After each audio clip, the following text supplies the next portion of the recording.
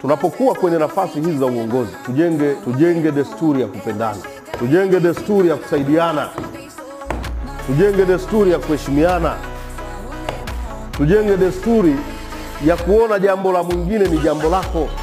Wakati mwingine vijana hatuendi mbele kwa sababu hatupendani, hatuendi mbele kwa sababu tunaoneana wivu, hatuendi mbele kwa sababu hatushikamani. Na hili sio dude tu la Bukoba, sio dude la Kagera. Yani ndio tuseme, yani ndio wimbo unaotutafuna nchi nzima. Akifanya mtu, wewe unanuna. Badala ya kumunga mkono, badala ya kumtia moyo, yani wewe unabaki kununa tu.